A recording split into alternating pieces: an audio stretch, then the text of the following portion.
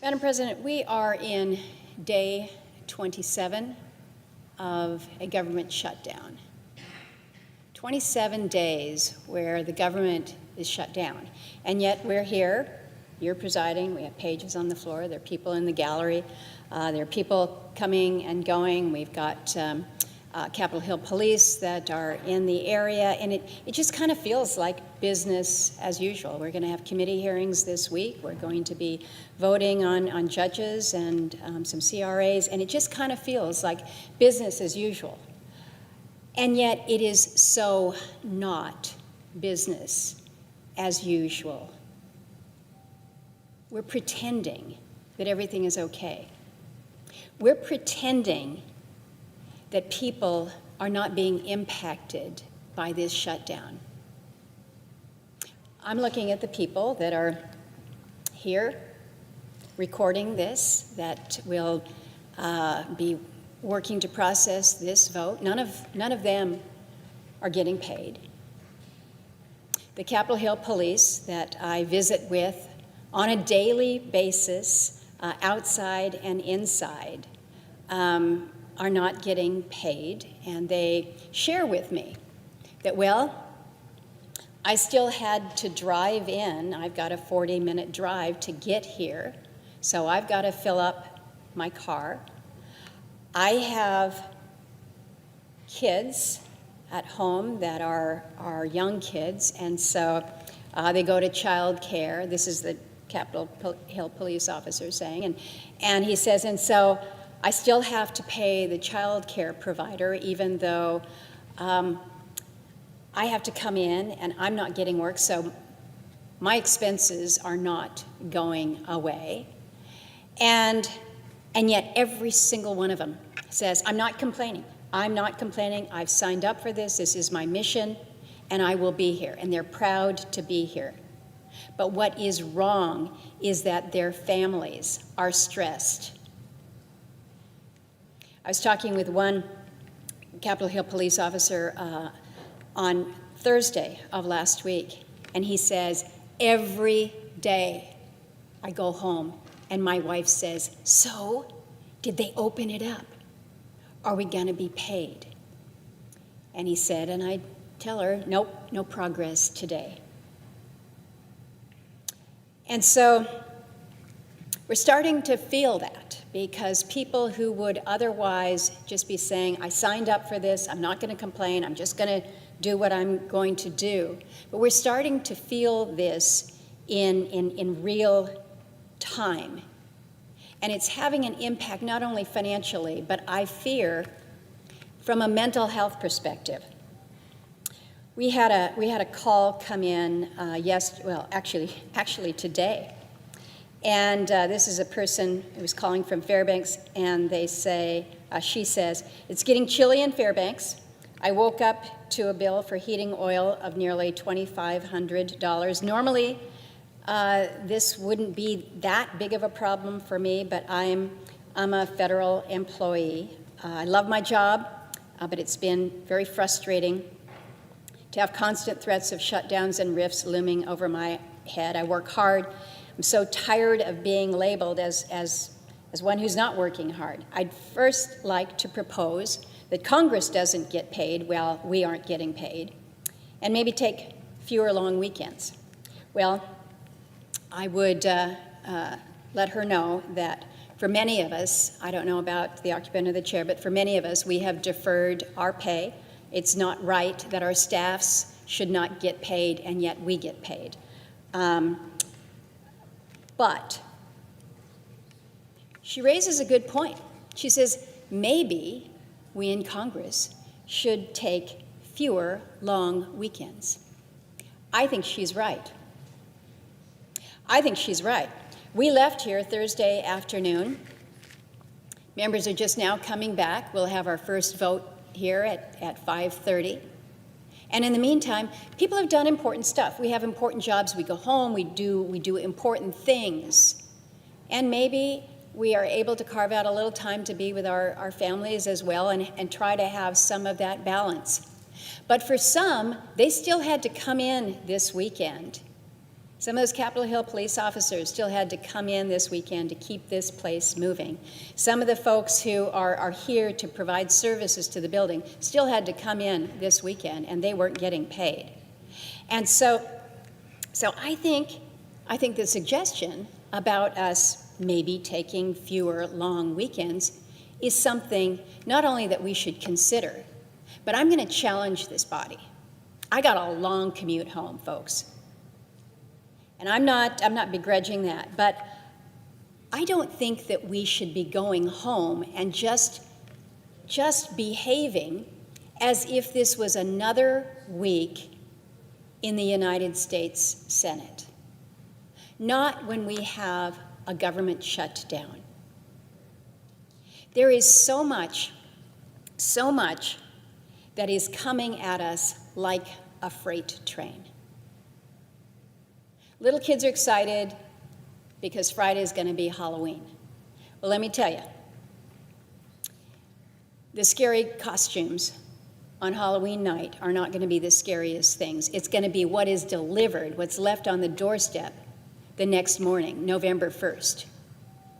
When it then becomes officially official, SNAP payments will not be processed, will not be available for the many, 66,000 in Alaska who rely on those food benefits.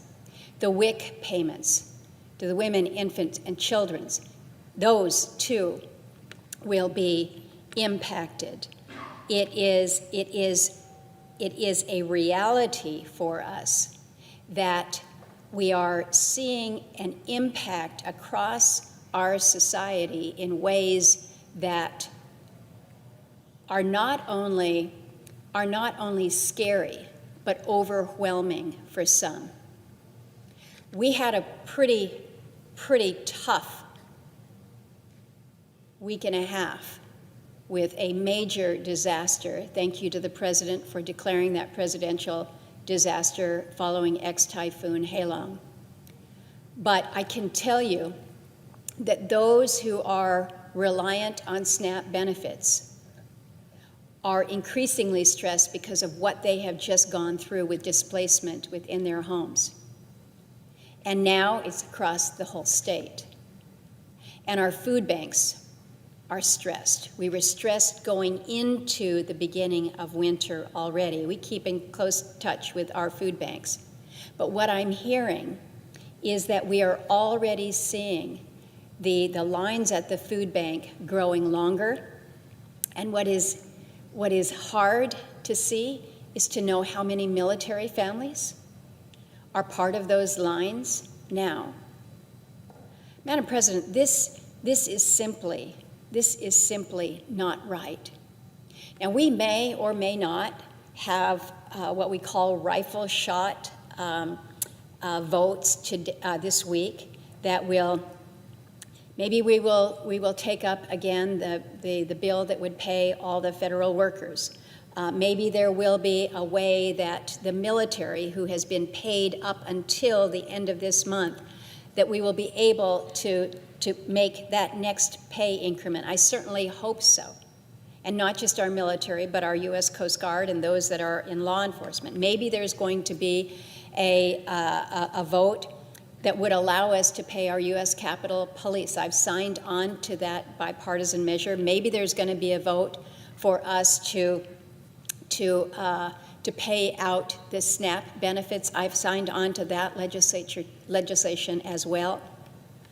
Maybe, but maybe not. And again, if we do take the rifle shot approach, who else are we leaving behind?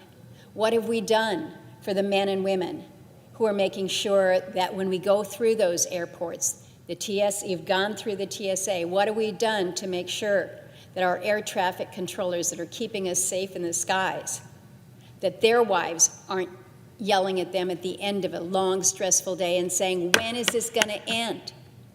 So we have got to figure this out.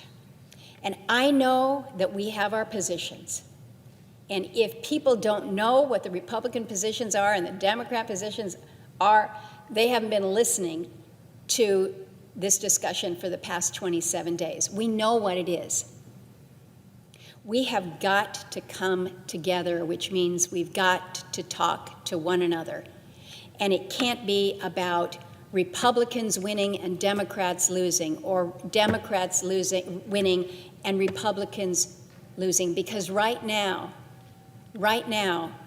those that are losing are the American people.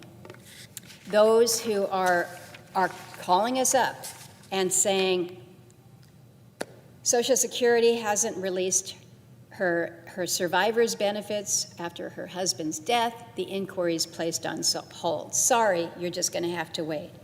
A fellow in Petersburg was told that his telehealth appointment with his cardiologist was canceled because of the lapse in authorization of telehealth benefits. And so they basically said, if you want to keep this appointment, you're going to have to fly to Seattle. Those of you that know Alaska know that Petersburg and Seattle are not connected by a road, and it's not cheap. A couple in Anchorage said that they've been waiting on an approval from the FDA on a compassionate use exception for a medication to treat stage 4 ovarian cancer. And now they're told, just hold on, government's not operational right now.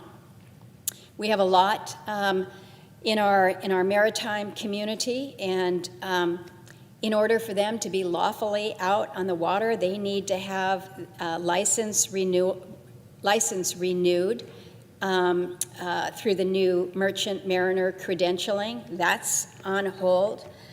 We've got a housing situation in Sitka, and we've got an Army Corps permit for the Housing Authority that has been delayed. We can't figure that one out. We're talking to people who have been trying to get an SBA loan, a local business owner in downtown, the school district in Sleep Mute. They've been waiting to get the impact aid emergency construction dollars so that they can repair this roof that is literally falling down on top of the kids in the back of the school there. And they're told, well, there's nobody here to take your call. There's nobody here to take your call because the government is not open. So for those who think that this is not that big of a deal, they need to start asking people, not only people who are federal employees, not only people who are SNAP recipients. They need to be asking people about just some of the day-to-day matter-of-fact things that happen when you have a small business or you're trying to get your fishing vessel out in the water. Real Alaskans are being impacted, and real Alabamians are being impacted. Americans are being impacted when we don't do our job. And maybe this idea of we don't go home this weekend until we resolve this, maybe it doesn't work. Maybe we just look at one another and say, I'm not even going to talk to you. Maybe we just continue on with multiple rounds of the same vote that we've been taking for the past 27 days and see if we get a different result. Now, some say that's the definition of insanity. I don't know. But what I do know is that when we leave and we assume that things are fine, or we send that message that things are fine because we've just gone home and it's just business as usual here, then people whose lives are really being impacted right now, they think we don't get it. We do get it. We need to act to end the shutdown. And I'm going to call on all of my colleagues to stay here until we get it done. And with that, Madam President, I yield the floor.